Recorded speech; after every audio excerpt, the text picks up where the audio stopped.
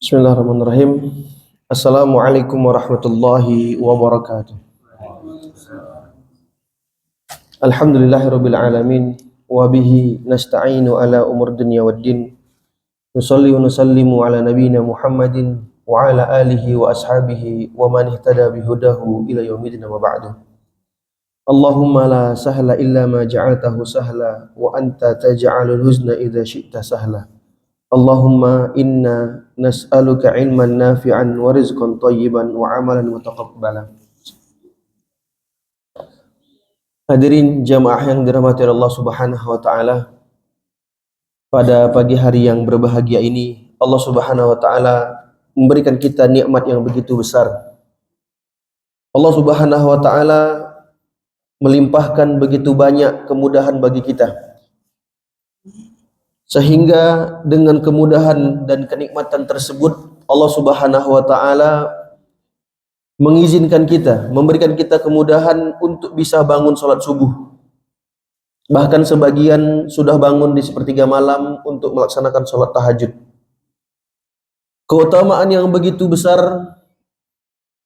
yang 2 rakaat sebelum salat subuh saja lebih baik daripada dunia dan seisinya.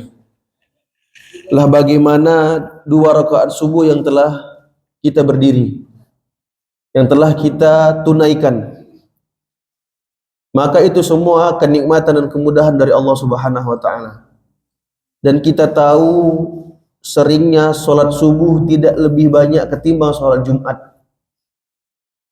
Itu menandakan apa? Itu menandakan bahwasanya tidak semua Allah berikan kemudahan tersebut. Salat Jumat harus dilakukan ketika siang hari, Pak ya, bertepatan dengan kerja. Dan juga euforianya berbeda dengan salat subuh. Kalau di kantor, teman-teman tidak salat Jumat kelihatan. Tapi subuh masing-masing berada di kasurnya sendiri-sendiri. Sehingga ketika tidak bangun sholat subuh, temannya nggak tahu. Kecuali anak pesantren di asrama, ketahuan sama musyrifnya. Maka kita tidak boleh sepelekan kenikmatan dan kemudahan tersebut, karena itu benar-benar datang dari Allah Subhanahu wa taala. Dan juga kenikmatan yang begitu banyak menjadikan kita hamba yang wajib bersyukur kepada Allah Subhanahu wa taala. Allah mengatakan wa idz ta'adzana rabbukum la in syakartum la azidannakum wa la in kafartum inna 'adzabi lasyadid. Allah telah memberikan maklumat kepada kita semua sebagai hambanya, makhluk ciptaannya, bahwa jikalau kalian bersyukur atas apa yang telah aku beri, kata Allah Subhanahu wa taala, maka pastikan Allah tambah. Nah, salah satu cara kita bersyukur atas apa yang telah Allah beri, menggunakan kenikmatan tersebut untuk beribadah kepada Allah Subhanahu wa taala. Dan itu merupakan apresiasi nikmat, apresiasi syukur yang paling besar, Pak. Dipakai untuk ibadah. Sekarang orang banyak yang sadar tentang kesehatan.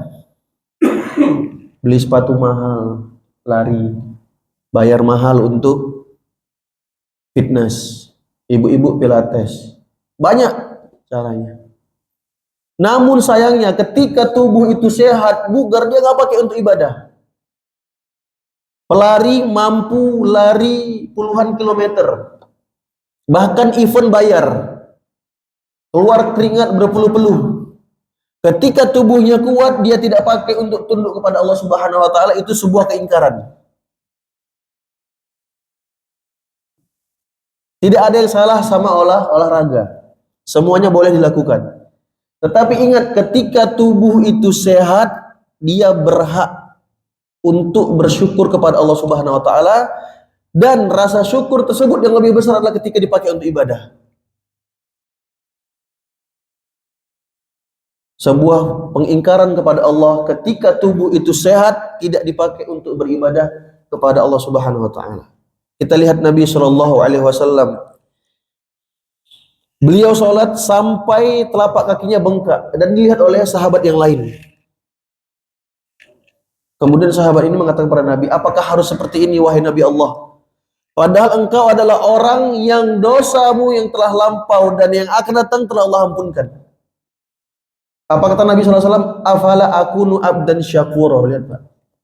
Nabi, seorang Nabi ingin menjadi hamba yang bersyukur kepada Allah Subhanahu wa taala.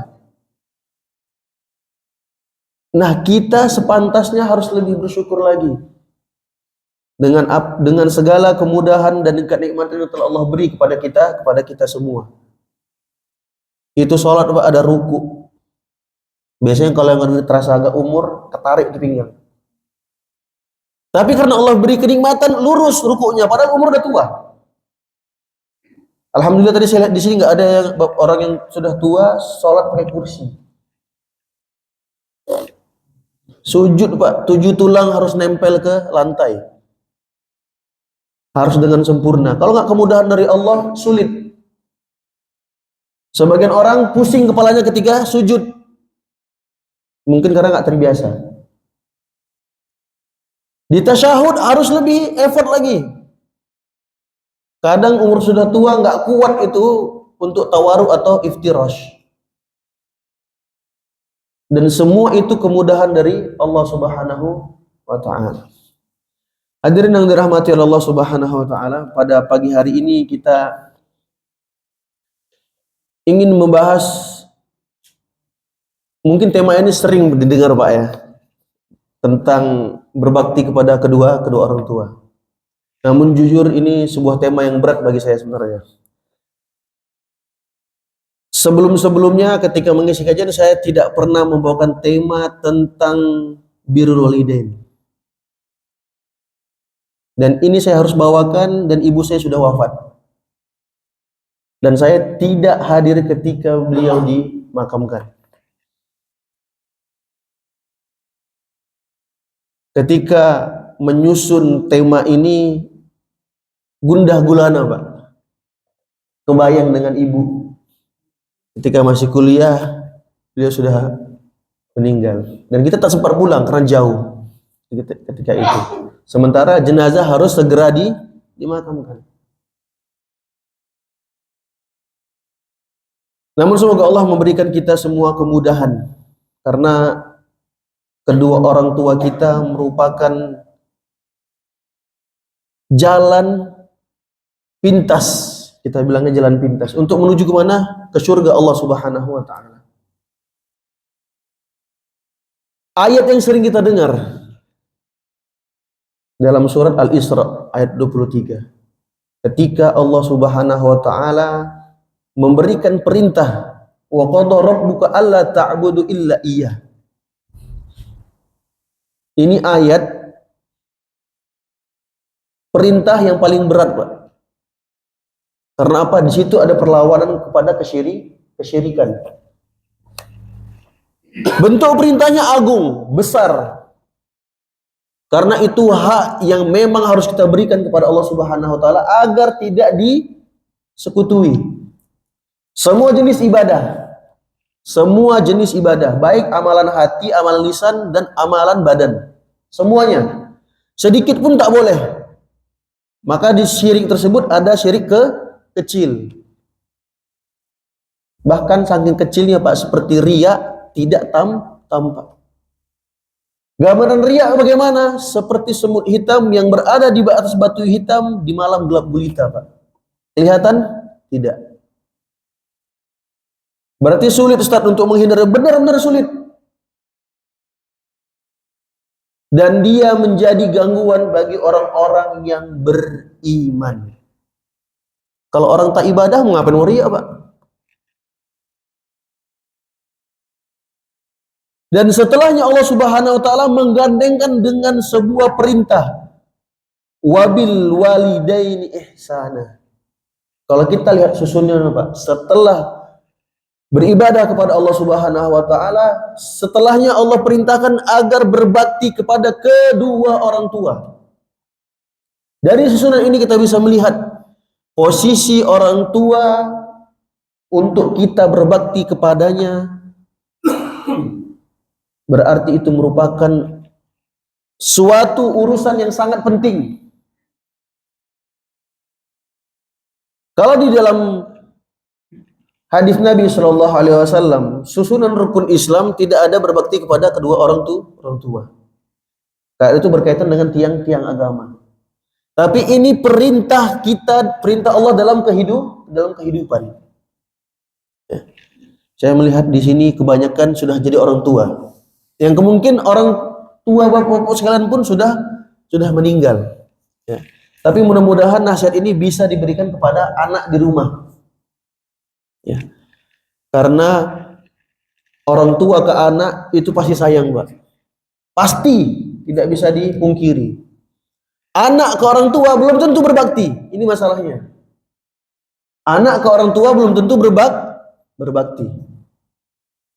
Dan kita diingatkan oleh Allah Subhanahu wa taala, digandengkan dengan perintah yang begitu besar agar kita berbakti kepada kedua orang tua. Dan Allah mengatakan, jikalau salah satu dari mereka atau keduanya masa tuanya ada bersamamu, jangan disia-siakan. Bahkan untuk sekelas kata yang rendah saja tidak boleh dilontarkan.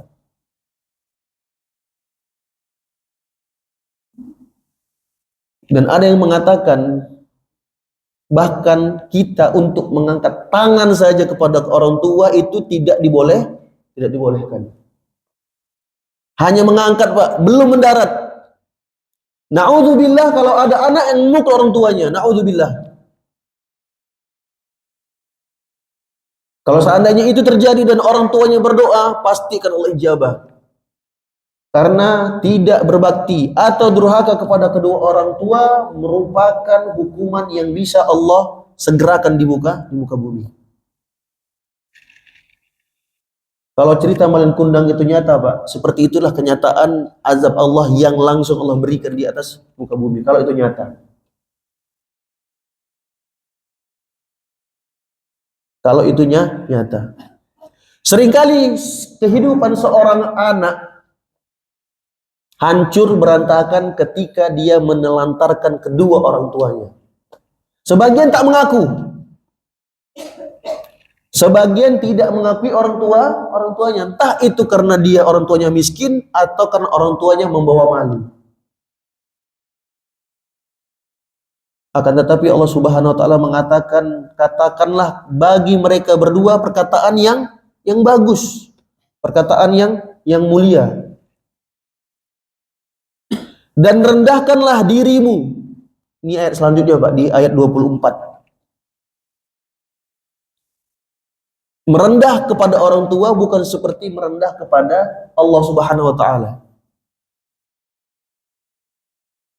Bahkan ada larangan, meskipun itu orang tua kita tidak boleh sujud kepada mereka. Berbakti, Pak Ustaz, tapi cium kaki orang tua, bukan seperti itu cara berbakti. Berbakti kita kepada orang tua adalah dengan ketaatan. Lebih utama bagaimana kita bisa sama-sama dengan orang tua tersebut taat dalam agama kepada Allah Subhanahu wa taala. Bukan melakukan hal yang Allah larang, tidak. Karena taat kepada Allah itu lebih utama ketimbang taat pada kedua orang tua. Namun tetap kita disuruh merendah. Bahkan kita diperintahkan untuk mengatakan Rabbirhamhuma kama rabbayani shaghira. Ya Allah, wahai Rabbku, kasihanilah mereka. Mereka berdua, kedua orang tua kita. Kama rabbayani shaghira, sebagaimana dahulu mereka berdua memeliharaku ketika aku masih kecil. Suatu hari Nabi SAW naik ke atas mimbar. Ini kita sering dengar ya, bisa disampaikan di Ramadan. 3 kali Rasulullah SAW mengucapkan amin, amin, amin. Para sahabat bertanya kepada Rasulullah SAW, Wahai Rasulullah, apa yang engkau aminkan? Kemudian Rasulullah SAW mengatakan, Atani Jibril, faqala ya Muhammad. Jibril telah datang kepadaku dan mengatakan, wahai Muhammad, raghima anfu mri'in, celaka seorang yang ketika engkau disebutkan kepadanya tapi dia tidak berselawat. Kata-kata raghima tadi ini Pak, itu maksudnya celakanya apa? Tersungkur sampai hidungnya ke lantai. Ada seseorang yang ketika namamu disebutkan dia tidak berselawat. Maka Jibril mengatakan padaku, katakan amin. Aku pun mengatakan amin. Kemudian yang kedua, ada seseorang yang masuk dalam bulan Ramadan tapi dia tidak terampuni. Ini juga menjadi orang yang celaka. Jibril mengatakan padaku amin. Karena Jibril berdoa, Nabi disuruh aminkan, Pak. Yang doa Jibril, malaikat yang paling agung, paling mulia. Malaikat pembawa wahyu. Yang mengaminkan manusia paling mulia di atas muka bumi, Nabi Muhammad SAW. Kita bisa tahu bagaimana doa itu benar-benar pasti akan terjadi. Kemudian apa yang amin yang ketiga? Celaka seseorang yang dia mendapati kedua orang tuanya atau salah satunya, tapi hal tersebut tidak menjadikan dia masuk ke dalam surga Allah Subhanahu wa taala. Dan Nabi pun mengatakan amin. Dari dua ayat yang di atas tambah hadis ini kita bisa melihat bagaimana kedudukan kedua orang tua dan kita harus berbakti. Tapi Pak Ustadz, orang tua saya, bapak ketika saya lahir langsung hilang. Jumpa setelah 30 tahun. Sama, tetap harus berbakti. Meskipun dia tidak pernah hadir saat kita lahir.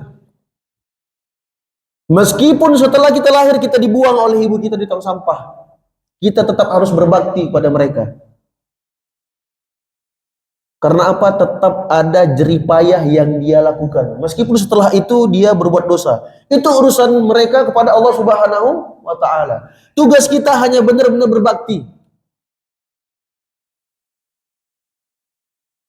Lah bagaimana yang orang tuanya benar-benar membesarkan dia dari dia kecil sampai dia besar. Biasanya sampai nikah, Pak. Biasanya sampai nikah. Ada yang umur 25, ada yang umur 30. Bahkan orang tua, anak yang sudah nikah pun masih sama. Masih sama Pak, kasih sayangnya. Tak pernah berubah. Saya punya teman seseorang Pak yang udah tua. Mungkin umurnya 40 lebih mungkin. Tapi sama ibunya kayak teman saya ini masih kecil belum nikah, sering di video call. Tanya kamu di mana? Udah besar Pak, udah besar. Jenggotnya udah putih, rambut udah putih. Saya kadang melihat, ya Allah, ini kasih sayang seorang ibu, terutama ibu. Ibu dan bapak, kalau kita lihat kedudukannya mana yang harus lebih tinggi. Sebenarnya semua sama. Tapi ada kekhususan pada ibu yang dikatakan oleh Nabi SAW ketika seseorang mengatakan siapa yang lebih berhak kebaikannya untuk dia berikan. 3 kali Rasulullah mengatakan ibumu. Baru setelah itu bapakmu. Tapi di banyak ayat, di banyak hadis lain berbakti itu 2. Bahkan dikatakan jikalau salah satu dari mereka. Kedudukan yang sangat tinggi.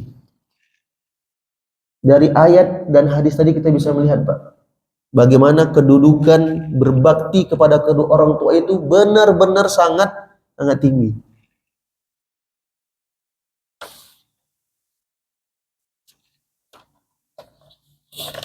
Hadirin yang dirahmati Allah Subhanahu wa taala. Ada seseorang yang mengatakan kepada Nabi sallallahu alaihi wasallam, orang tuaku sudah meninggal, wahai Rasul. Apakah masih ada hal yang tersisa agar aku bisa berbakti kepada mereka?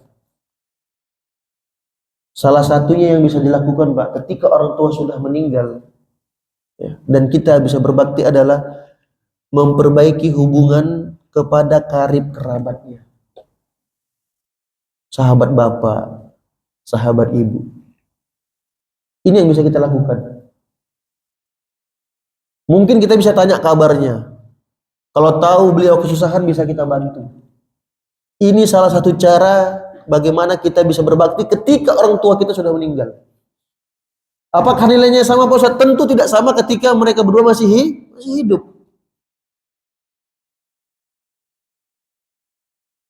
Tidak samanya bagaimana? Karena ketika mereka masih hidup, doa itu masih ada. Dan kita tahu kekuatan doa kedua orang tua. Tidak ada penghalang di sisi Allah Subhanahu wa taala, Pak.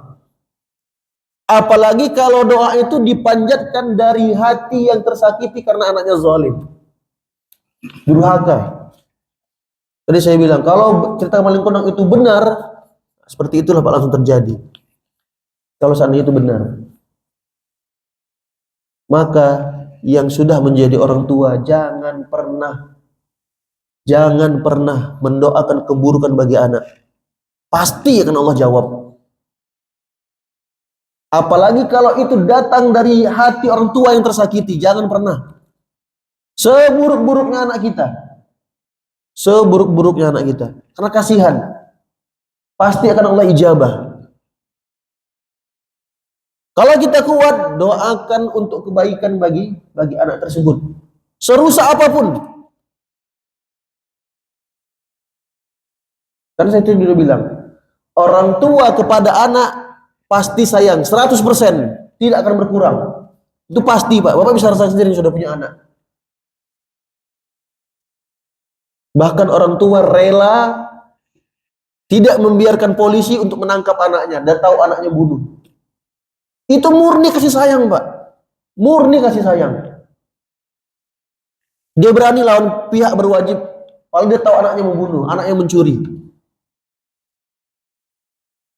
Tapi masalahnya anak belum tentu berbakti pada orang tuanya. Terlebih yang sudah merantau jauh, tertinggal orang tua di kampung. Kegiatan untuk berbakti kepada orang tua akan sangat berkurang. Syukur-syukur kalau pulang setahun 2 atau 3 kali. Sebagian dari kita pulang saat mudik Ramadan menjelang Idul Fitri.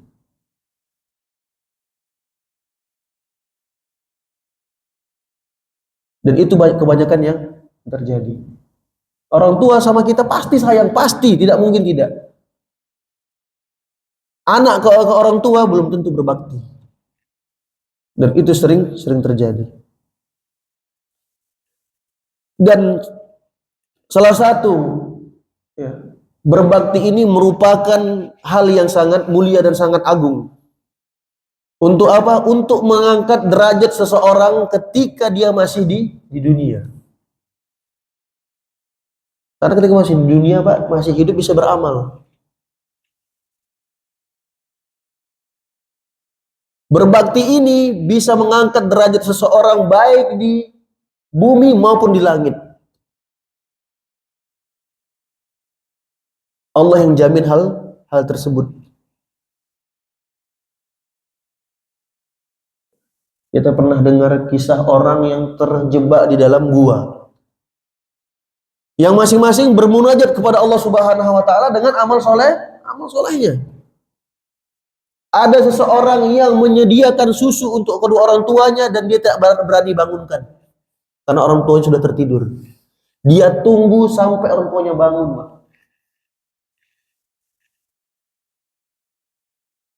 Karena apa? Dia ingin berbakti kepada kedua orang tua dan dia tidak mau susu tersebut diminum oleh orang lain sebelum orang tuanya minum. Saya pernah merasakan ini, Pak. Waktu tinggal sama nenek. Nggak ada yang boleh makan kecuali atuk saya. Nah, seperti itulah. Dan kalau itu terjadi di rumah oleh ibu kita, wajar. Bisa kita contoh seperti itu.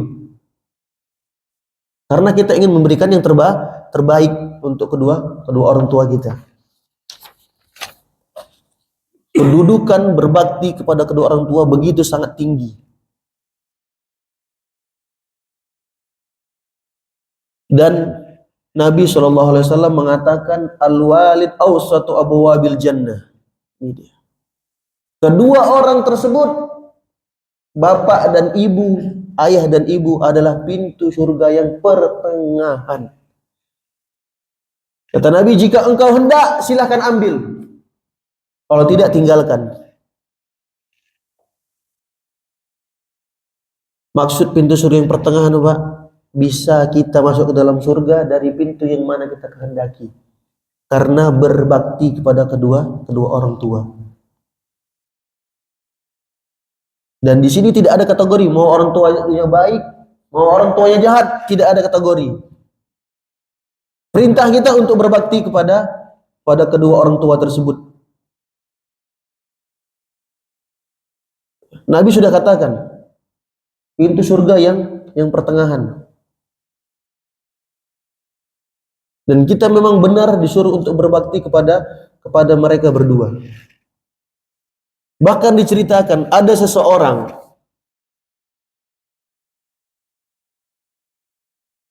yang diperintahkan oleh bapaknya untuk menceraikan istrinya. Laki-laki ini bingung. Kemudian dibacakan kepada dia hadis yang tadi telah kita baca, al-walid awsatu abwabil jannah. Setelah itu diceraikan istrinya. Oh, ngeri Pak Ustaz. Ya memang ngeri Pak. Dan ini pernah terjadi kepada seorang sahabat, Ibnu Umar, Abdullah bin Umar. Anaknya siapa nih Pak? Umar bin Khattab. Ibnu Umar mencintai seorang wanita. Mencintai seorang wanita. Akan tetapi Umar melihat sesuatu pada wanita ini dan dia membencinya. Kemudian Umar memerintahkan anaknya Abdullah untuk menceraikannya, tapi dia enggan. Coba ya, sahabat sama sahabat nih Pak. Ibnu Umar ini juga memiliki jalan level hadisnya tinggi. Tapi kalau udah urusan cinta, lihat. Memang wanita itu fitnah bagi kita Pak laki-laki. Ini kelasnya kelas sahabat Pak. Karena perkataan Umar tidak didengar, kemudian Umar datang kepada siapa? Kepada Nabi Shallallahu Alaihi Wasallam. Diberitahukan hal ini tadi. Akhirnya apa? Nabi yang datang kepada Ibnu Umar, ceraikan wanita tersebut, maka diceraikan. Dari sini para ulama mengambil simpulan. Karena pernah terjadi lagi di zamannya Imam Ahmad bin Hanbal rahimahullah ta'ala. Sama hal ini juga terjadi. Dia diperintahkan untuk menceraikan wanitanya oleh bapaknya. Kemudian dia mengatakan, kata Imam Ahmad, ya, perintah seperti tadi Pak, ya, orang tua untuk menceraikan, memerintahkan anaknya untuk menceraikan wanitanya, tidak semua harus ditaati. Dan ini terjadi di Imam Ahmad bin Hanbal. Datang seorang laki-laki mengatakan hal tersebut. Dan dia berdalil dengan kejadian Ibnu Umar tadi. Dengan gampangnya Imam Ahmad mengatakan hal abu ka Umar. Emang bapak kamu Umar? Paham maksudnya Pak ya? Karena apa? Umar memerintahkan anaknya untuk menceraikan istrinya karena sebab syar'i. Dan kita tahu beberapa ayat sababun nuzulnya karena Umar bin Khattab. Maksud Imam Ahmad bin Hanbal itu, bapak kamu bukan sekelas Umar. Kita nggak tahu apa tendensinya untuk memerintahkan kamu menceraikan wanita yang kamu cintai. Seringkali orang tua tidak suka sama calon anaknya, calon istri anaknya, Janganlah, kayaknya terlalu sukunya kurang baik. Padahal kalau semua sudah terpenuhi, ya, apalagi itu wanita soleha, harus diterima, harus diterima. Ini tadi, ya. Jadi bisa lihat Pak ya, landasannya itu adalah sebab syar'i. Dan kita sudah tahu, kalau perintah itu bertentangan dengan Allah Subhanahu wa taala, meskipun datang dari orang tua, tidak boleh ditaati. Ya. Kemudian dalam surat Luqman, Allah Subhanahu wa taala lagi memberikan alasan agar kita semua tahu kenapa sebegitunya kita diperintahkan untuk berbakti kepada kedua orang tua. Allah Subhanahu wa taala mengatakan dalam surat Luqman ayat 14, "Wa wasainal insana biwalidayhi." Allah Subhanahu wa taala memberikan wasiat. Pak, wasiatnya bukan datang dari manusia, Pak. Dari Rabbul Alamin. Kepada siapa? Wasiat agar kita hamba ini yang jadi anak berbakti kepada kedua orang tua. Dan Allah memberitahu, ketika ibu tersebut hamil, dia berada di atas kesusahan. Kesusahan di atas kesusahan.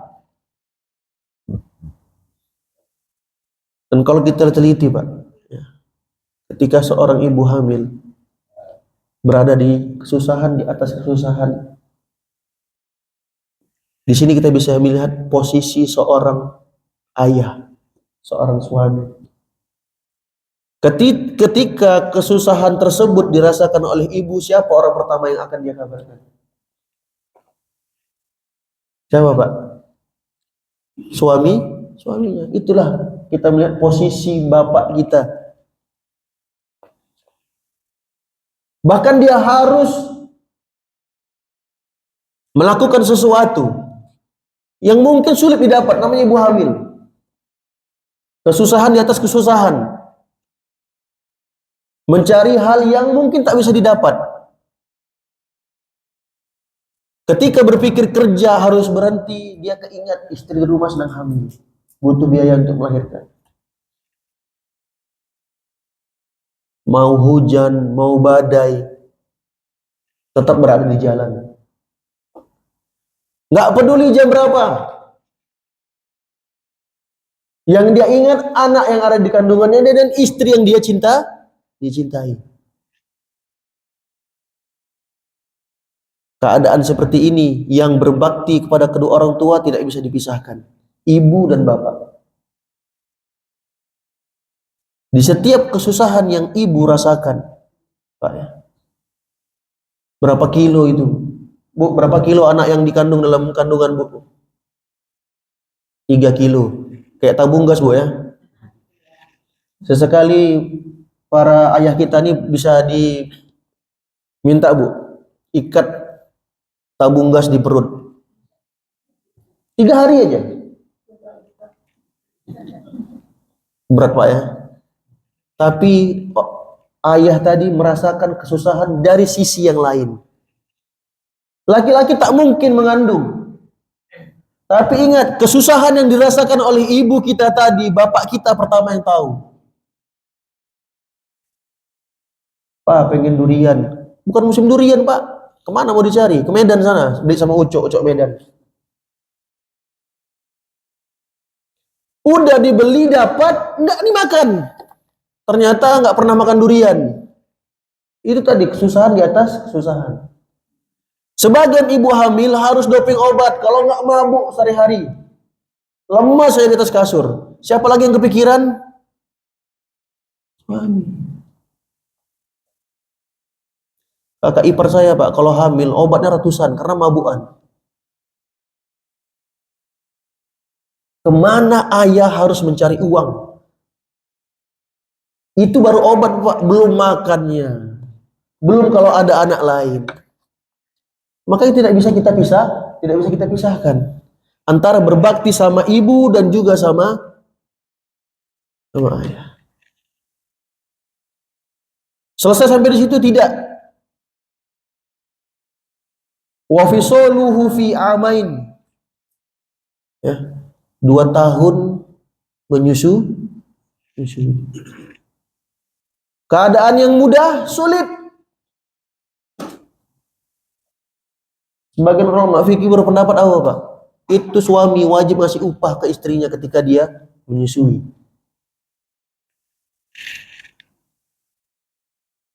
Makanya Allah mengatakan apa? Anishkurli wali walidaika ilayyil masir.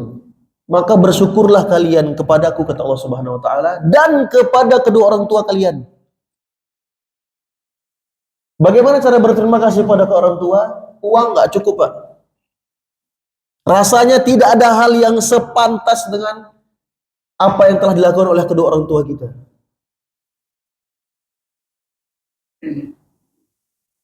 Mungkin kalau keadaannya bisa dibalik, bisa menjadi suatu hal yang imbang. Tapi ternyata tidak bisa. Ya berbaktilah caranya. Dengan cara-cara yang baik dan tidak bertentangan atas perintah Allah Subhanahu wa taala.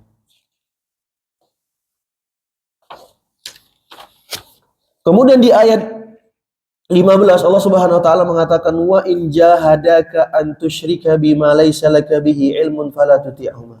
Nah, di sini kita melihat ini untuk semua ayah dan ibu. Allah mengatakan kalau keduanya sungguh-sungguh ingin engkau melakukan sesuatu yang itu bertentangan atas perintah Allah Subhanahu wa taala, fala tuti'huma, jangan pernah ditaati, kata Allah Subhanahu wa taala. Wa sahibuhuma fid dunya ma'rufa, temani dia, pergauli mereka dengan cara yang baik, yang ma'ruf. Ada seorang sahabat ketika dia masuk Islam, Pak, ibunya mengatakan pada dia, ma hadza alladzi araka qad ahdath. Wahai anakku, apa nih yang aku lihat yang terjadi padamu? Karena dia masuk Islam. La tada'anna dinaka hadza aw la akul wa la ashrab hatta amut. Kalau engkau enggak tinggalkan nih agama, aku enggak akan minum, enggak akan makan sampai aku mati. Kira-kira, Pak, kalau kita yang baru masuk Islam, nih orang tua ngancam gini, tetap di agama Islam atau pindah lagi ke agama yang lama? Sayang dengan ibu kita, Pak. Udah sayang kita. Allah kasih hidayah masuk Islam, tapi ibunya ngancam seperti itu. Kalau posisi di kita bagaimana, Pak? Ditambah lagi ibunya menghina. Wahai anak yang ibunya sudah mati. Ini ibu ke anak, Pak, ngomong seperti ini. Apa yang dikatakan oleh sahabat tadi? La taf'ali ya ummah, wahai ibu, jangan lakukan.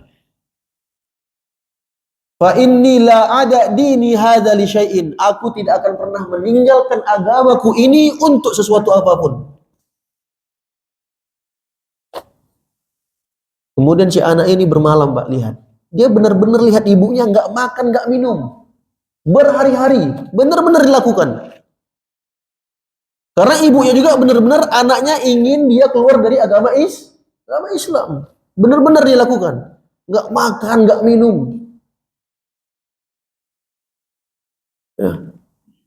Bahkan di riwayat lain, si ibu ini tadi ini meletakkan tongkat di mulutnya. Nggak tahu, mungkin supaya terbuka, nggak makan terus. Begitu, Pak, siang malam, nggak makan, nggak minum. Tapi si anak mengeluarkan kata-kata yang membuat ibunya sangat terpukul. Ya ummah, kalau engkau tahu, demi Allah, meskipun engkau punya 100 nyawa, dan keluar satu-satu, aku tak akan pernah meninggalkan agama Islam. Lihat, Pak, ya. Ini perintah yang bertentangan dengan ketaatan kepada Allah. Kenapa? Disuruh meninggalkan agama Islam.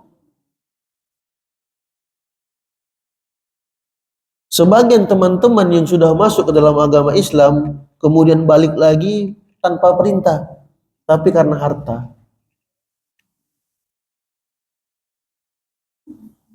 Ini ibunya yang langsung yang menguji dia, Pak. Dan aku takkan meninggalkan meskipun engkau seandainya punya 100 nyawa dan keluar satu-satu. Jika engkau mau, silakan makan dan silakan minum. Kalau enggak ya enggak apa-apa. Akhirnya apa yang dilakukan ibunya, Pak? Makan. Lapar juga ternyata ibunya. Karena udah melihat kegigihan anaknya tadi. Kita bisa melihat bagaimana seorang ibu tadi yang sudah melahirkan anaknya, ya. Meskipun perintah tersebut datang dari ibunya dan bertentangan atas perintah Allah Subhanahu wa taala, tidak boleh dituruti.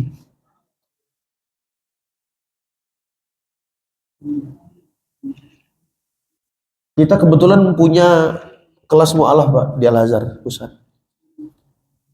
Dan mereka sering mengadukan, ya. Dan banyak dari mereka yang orang tuanya belum masuk ke dalam agama Islam. Pak Ustadz, kalau begini boleh nggak ngucapan ini? Nggak boleh, bertentangan sama perintah Allah. Tapi gini Ustadz, orang tua nggak boleh bertentangan atas perintah Allah. Karena dia sudah memeluk agama Islam. Tapi ingat, meskipun orang tua itu sekarang berada di agama yang berbeda, tetap harus kita berbakti. Bagaimana caranya? Dengan cara yang baik, yang tidak bertentangan kepada syariat Allah Subhanahu wa taala. Dan Allah sudah katakan itu. Tapi seringkali hati anak terenyuh, Pak. Nah, ini kadang yang setan sering ganggu. Ya. Mungkin ibunya pura-pura sakit, bapaknya pura-pura sakit. Dan banyak seperti itu. Apalagi kalau yang anaknya perempuan masuk dalam bagian pakai jilbab. Ada seseorang dari peserta tersebut, Pak, sudah masuk dalam agama Islam dan pakai jilbab tapi masih tinggal sama orang tuanya. Cina. Sampai wah, gimana kehidupan dia bersama orang tuanya tadi. Karena orang tuanya masih di agama yang lama. Melihara anjing, masih makan ini. Sekarang tanya sama kita gimana? Tapi jikalau kita teguh dengan apa yang dia pegang, pasti akan ada jalannya. Dan ini terjadi di teman yang lain. Ketika pulang ke rumah orang tuanya di Kalimantan, ya, orang tuanya untuk alat masak itu dipisah karena tahu anaknya sudah masuk di agama Islam. Dan dia tidak pernah lagi memaksa anaknya untuk ikut acara ini, untuk ikut acara ini. Karena dia sudah mengetahui. Hadirin yang dirahmati Allah Subhanahu wa taala. Dalam surah Al-Ahqaf ayat 15, Allah mengingatkan kita lagi. Ya. Wa wasainal insana biwalidayhi ihsana. Hamalathu ummuhu kurha wa wada'athu kurha. Allah memberikan wasiat kepada manusia untuk berbakti kepada kedua orang tuanya. Ingatlah ketika ibu itu hamil, banyak hal yang tidak disukai sama dia. Ketika hamil susah, ketika melahirkan pun susah.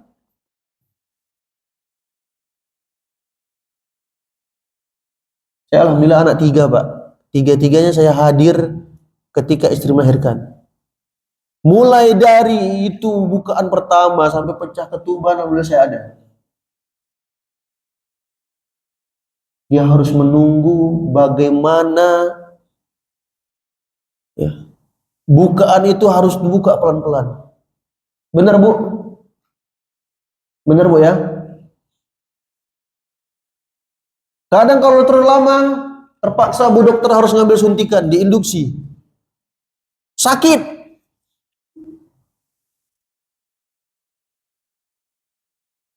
Kalau kurang besar, kemaluannya digunting sedikit.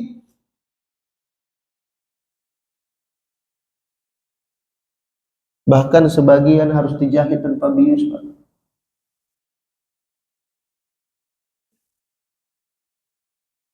Ini posisi kita sebagai suami dan juga sebagai seorang anak mengingat ibu yang telah melahirkan kita. Ya, ini kepala kita keluar dari rahim seorang ibu.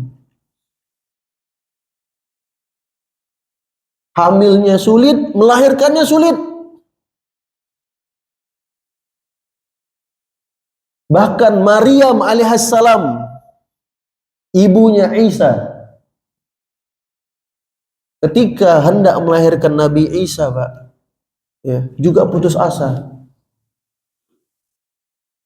Apa yang dia katakan? Seandainya aku mati dan menjadi orang yang terlupakan. Benar-benar begitu hal yang sangat sulit. Tadi sudah kita katakan. Sebagian dijahit tanpa dibius.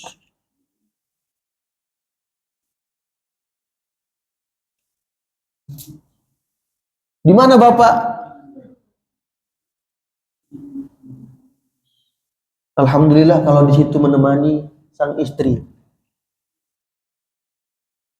Dia bisa menyaksikan betapa sulitnya seorang wanita harus melahirkan anak. Sebagian Allah kasih anak kembar.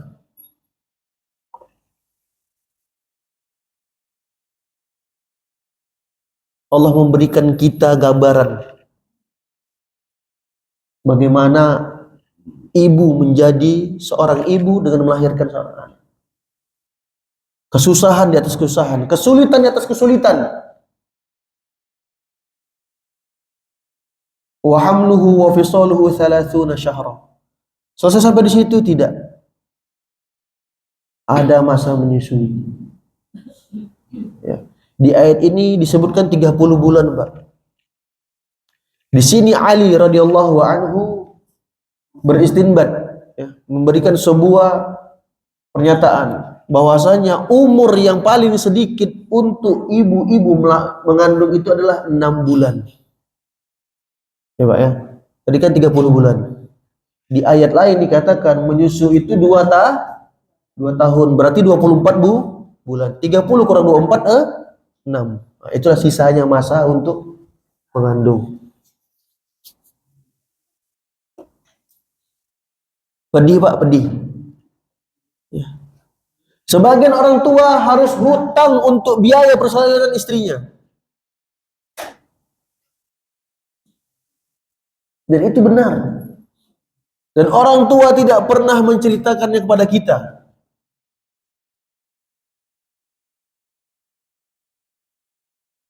Maka sudah sangat wajar ketika Nabi SAW mengatakan al-walid awsatu abwabil jannah. Orang tua pintu surga yang pertengahan. Yang pertengahan. Bukan main-main, Pak. Dan kita dibiarkan untuk masuk dari surga manapun melalui pintu berbakti kepada kedua orang tua. Dan Allah sudah menggambarkan bagaimana orang tua itu sangat berpengaruh dalam kehidupan kita. Na'udzubillah, seorang anak menggugat ibunya ke polisi. Kita dengar beritanya pun geram, Pak. Ini kalau teman bisa kita marah ini, saya orang lain. Masalahnya apa? Masalah harta. Kita tidak bisa bandingkan. Orang tua kita, saya jahat, maksud nggak bisa kita bandingkan. Urusan dia jahat sama kita itu urusannya sama Allah. Kita tetap harus berbakti. Karena apa? Ada surga sama mereka. Bukan berarti mereka memiliki surga, tidak. Tetapi Allah berikan jalannya melalui pintu berbakti.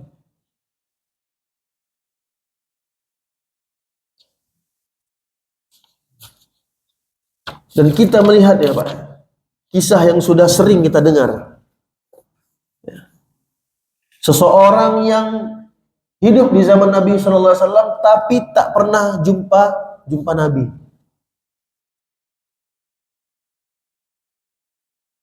Uwais al-Qarni, Sayyidut Tabi'in.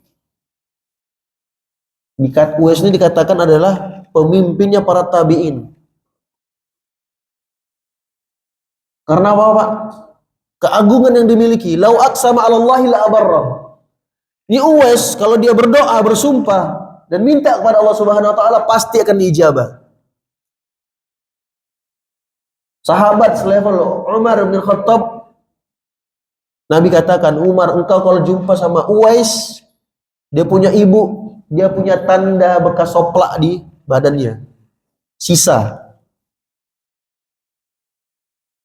Minta ampunkan kepada Uwais. Umar, Pak, Umar bin Khattab. Siapa yang enggak tahu Umar bin Khattab? Al-Faruq, yang membedakan antara yang hak dan batin. Meninggalnya menjadi pintu pembuka fitnah. Tapi ketika jumpa sama Uwais, apa kata Nabi? Mintakan dia istighfar pada Umar. Apa yang dilakukan oleh Uwais, Pak? Yang dia lakukan adalah berbakti sama ibunya. Apalagi ketika ibunya sudah menjadi buta. Itu ibu dia gendong, Pak, di punggungnya. Dia gendong dalam kehidupan sehari-hari. Dia berikan baju kepada ibunya dengan bahan yang lebih lembut. Uwais pakai baju yang lebih tebal.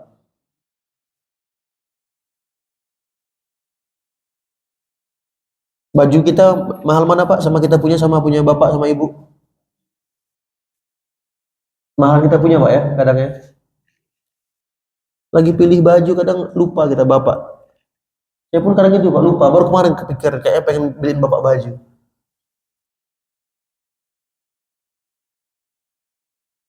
Tapi itulah tadi saya dulu bilang. Kita ke orang tua belum tentu berbakti. Kalau orang tua ke anak pasti sayang, pasti. Tidak mungkin tidak. Ya. Dan pernah terjadi seorang ayah harus mencuri susu untuk minum anaknya.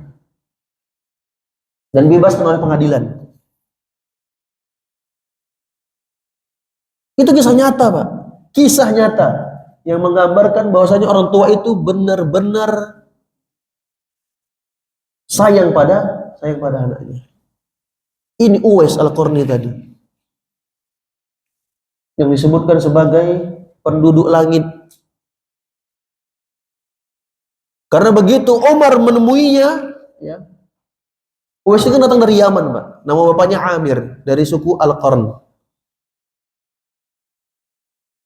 Umar pernah berjumpa dengan pemimpin Yaman, ya, kayak bupatinya lah gitu. Dia tanya tentang Uwais. Apakah engkau akan membiarkan orang seperti Uwais itu begitu aja?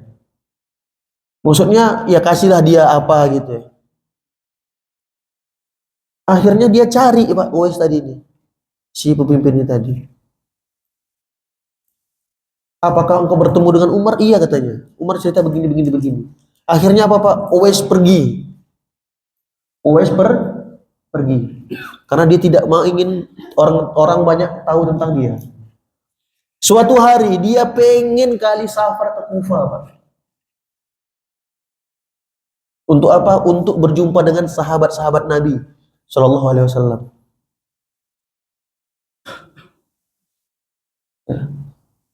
Karena Uwais hidup di zaman Nabi dan masuk Islam, tapi dia tidak pernah jumpa sama Nabi, tidak pernah melihat Nabi, sehingga tidak bisa dibilang sahabat. Berimannya sudah.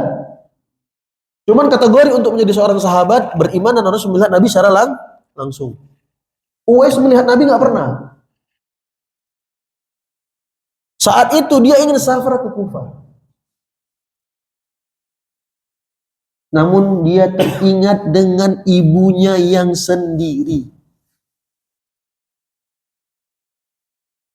Dengan ibunya yang sendiri. Ibunya diizinin kalau mau pergi. Ditahan Uwais, Pak, untuk jumpa sahabat. Kita merantau meninggalkan orang tua demi kerjaan. Bukan tidak boleh, tetapi berbakti tetap harus ditegakkan. Tiket mahal, Pak Ustadz, Allah yang ganti.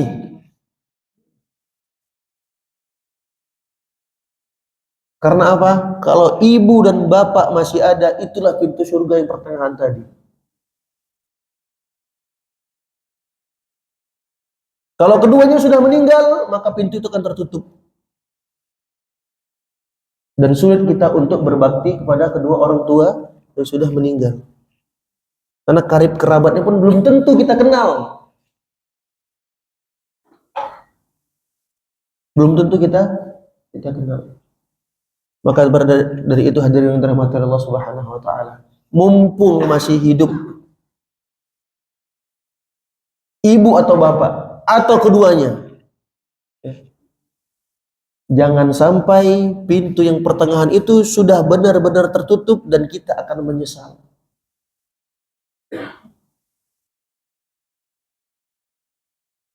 Karena tidak berbakti kepada kedua orang tua. Dan kita sebagai anak terus mendoakan yang telah Allah perintahkan kepada kita. Rabbil firli wali walidayya warhamhuma kama rabbayani shaghira. Seringkali orang tua tak menginginkan uang, Pak. Dia cukup melihat anaknya datang ke rumah, dia sangat bahagia. Dan kita, setua apapun, setinggi apapun pangkat kita, jabatan kita, di luaran sana, sesegan apapun orang sama kita, orang tua akan melihat kita sebagai seorang anak. Kalau kita minta masakin, masih mau dimasakin, Pak. Bener. Mungkin Pak pernah coba, Pak, ya. Sudah setua ini, terkadang kita minta ibu kita masakin, dimasakin. Ya. Saya, Pak, kalau jalan sama Bapak, ini kita pernah mudik nih ke Sumatera Barat. Bapak saya nggak mau saya nyetir. Padahal itu dari Pekanbaru ke Payakumbuh berapa jam. Musim lebaran lagi. Segitu sayangnya orang tua. Dia nggak mau repot. Beberapa kali kita makan bareng, saya mau bayar, bapak saya nggak kasih. Saya bilang, ya Allah, orang tua. Uangnya banyak? Belum tentu, Pak. Belum tentu banyak. Tapi itulah tadi, sekali lagi. Posisi orang tua ke anak pasti sayang. Kita ke orang tua belum tentu berbakti. Dan mungkin Bapak tentu pernah rasakan itu, pernah rasakan hal seperti itu. Pinjam uang ke Bapak dikasih, pas mau bayar udah, nak, nggak usah katanya, untuk cucu aja, untuk anakmu. Lihat. Kalau itu bukan dari rasa kasih sayang yang alami yang pernah mereka rasakan, nggak mungkin, Pak. Terlebih itu adalah darah daging yang mengalir. Maka dari itu jamaah yang dirahmati Allah Subhanahu wa taala, mumpung masih ada satu atau dua atau keduanya, dan kita masih bisa berbakti. Yang sekarang sudah, masya Allah, saya lihat yang sudah sepuh, sudah tua ya, ada anak nih, Pak, tolong Pak diingatin, ya, diingatkan. Tak perlu sekolah tinggi-tinggi, tak perlu kerja jauh-jauh, yang penting bisa bersama agar dia bisa berbakti. Sayang, godaan anak muda sekarang jauh lebih sulit, Pak, ketimbang ketika Bapak masih muda dulu. Saya merasakan, saya baru 35, Pak. 10 tahun melihat ke bawah, saya nggak pernah ngerasain ini kayak mana sekarang kehidupan anak muda ini. Dulu kita nggak kenal yang namanya kata-kata viral. Sekarang mudah. Mereka lebih suka cari ilmu di TikTok, di Instagram. Ya kalau jumpa akunnya Ustadz, ya alhamdulillah. Tapi kalau jumpa orang yang benci sama orang tuanya, dia akan ikut. Ih bener, bapak aku kayak ini, sering mukul. Udah. Dan kita sebagai orang tua jangan pernah memberikan doa yang buruk kepada anak kita. Ya. Harapannya mudah-mudahan ya, kita bisa menjadi anak yang berbakti kepada kedua orang tua. Hadis Nabi tadi, al-walid awsatu babil jannah, tadi benar-benar bisa kita ambil, dapat itu pintu surga dari jalan berbakti kepada kedua orang tua. Demikian Bapak Ibu yang bisa saya sampaikan. Biasanya ada pertanyaan Pak ya? Ya. Silakan Bapak Ibu jika ada yang ingin ditanyakan. Cuma jangan sulit-sulit Pak. Iya Pak. Ya, Pak. Terima kasih pencerahannya Pak. Pak saya izin minum Pak ya. Berkaitan dengan kajian pada pagi hari ini. Yang pertama, bagaimana sikap kita apabila kita memiliki dua orang tua, kemudian salah satunya meninggal dunia, dan kita disuruh bapak yang meninggal, kita disuruh ibu untuk memimpin tahlilan. Kalau kita menolak, kita akan menyakitkan hati. Karena pemahaman orang tua itu seperti itu cara berbaktinya. Yang kedua, bagaimana kedudukan seorang perempuan, istri yang sudah memiliki suami dan keluarganya dalam berbakti kepada kedua orang tuanya. Karena kesibukannya dia mengurus keluarganya, sehingga dan keterbatasan daripada suaminya, sehingga dia tidak bisa berbakti kepada orang tuanya. Ini apakah sama berbaktinya seorang perempuan dengan berbaktinya seorang laki-laki? Terima kasih. Baik Bapak. Yang pertama, wallahu a'lam, saya melihat apa yang diperintahkan oleh ibu tersebut adalah sesuatu yang tidak selaras dengan perintah Allah Subhanahu wa taala. Sehingga hal tersebut jikalau kita bisa menolaknya ya, dan sebaiknya tidak kita kerjakan, maka itu bukan suatu hal yang masuk dalam kategori durhaka. Ya. Karena sakit hatinya ibu tersebut bukan karena perintah Allah Subhanahu wa taala. Jadi insya Allah tidak akan berpengaruh ke kita. Yang kedua, seorang anak gadis ketika dia belum menikah, sepenuhnya dia adalah milik kedua orang tuanya. Dan dia benar-benar harus berbakti kepada kedua orang tuanya. Namun ketika dia menikah, maka urusannya dia semua berpindah kepada suami. Namun tidak menghilangkan cara dia berbakti kepada kedua orang tua. Kalau kita bilang berbakti mana yang lebih harus didahulukan, dua-duanya harus didahulukan. Maksudnya apa? Dua-dua harus dikerjakan. Ya. Nah, apa yang harus dilakukan adalah komunikasi, Pak. Istri memberitahukan kepada suami bahwasanya ada orang tua yang harus tetap saya jaga kebaktiannya agar saya bisa berbakti kepada mereka. Apa yang harus kamu lakukan? Saya biasanya melakukan ini dan ini. Kata suami, silahkan lakukan. Tidak ada masalah. Tapi ingat, apa yang harus dilakukan oleh istri itu atas izinnya suami. Karena pada saat itu berpindahlah urusan nafkah tadi yang awalnya dipegang oleh si bapak berpindah kepada si suami. Tapi Pak, kalau suami yang soleh, dia tidak akan pernah menghalangi istrinya untuk berbakti. Justru dia akan menjadi laki-laki pertama yang mensupport istrinya untuk dia bisa berbakti kepada kedua orang tuanya. Ini tadi, kuncinya adalah di laki-laki yang soleh tadi. Karena si istri juga sebagai seorang anak tetap harus berbakti kepada kedua orang tuanya. Kalau suami di istri tidak ada hal yang harus diizinkan, Pak. Harus izin istri dulu untuk enggak ada. Tapi berbeda ketika yang dilakukan oleh istri. Apalagi uang yang dipegang istri adalah uang suami, nafkah. Ini kebutuhan untuk ini, untuk ini. Dia harus kasih tahu dulu, Bi, Tobang, ini ada sisa uang ini, boleh nggak dikasih ke bapak atau ke ibu? Seharusnya kalau laki-laki yang soleh tidak ada kata-kata ditahan. Silahkan.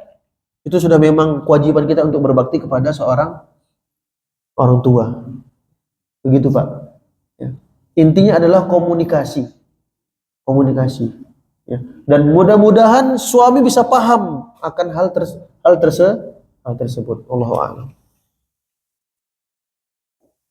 Ada lagi Pak? Bu? Bu nggak ada Bu ya? Ibu udah paham, Masya Allah. Alhamdulillah.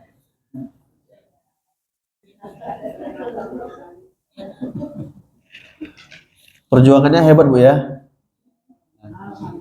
Alhamdulillah. Pak cukup Pak, ada lagi? Bang, cukup Bang ya. Demikian bisa kita sampaikan pada pagi hari ini. Ya. Alhamdulillah saya dapat teman-teman baru nih Pak ya, banyak Alhamdulillah ya. Dan mudah-mudahan apa yang telah kita dengar tadi singkat Pak ya, bisa menjadi sedikit tambahan. Saya bukan mengajarin Pak, ya, tak juga memberikan nasihat, tapi membacakan apa yang sudah saya susun aja. Tentu bapak-bapak lebih paham, umur jauh lebih tua. Posisi saya sebagai anak di sini, ya, karena orang tua saya juga jauh, ya. Dan mudah-mudahan Allah Subhanahu Wa Taala memberikan kita kemudahan untuk bisa terus berbakti kepada kedua orang tua kita, sehingga kelak dengan rahmat Allah Subhanahu Wa Taala kita dipersilahkan untuk masuk ke dalam surga melalui pintu berbakti tadi. Dan mudah-mudahan anak yang sekarang ada pada kita menjadi amanah yang begitu besar dan mereka bisa berbakti kepada kita, menjadi anak yang soleh dan soleha. Hadza wa sallallahu wasallam ala nabiyyina Muhammadin wa ala alihi washabbihi ajmain. Subhanakallahumma wa bihamdika asyhadu an la ilaha illa anta astaghfiruka wa atubu ilaik. Assalamualaikum warahmatullahi wabarakatuh.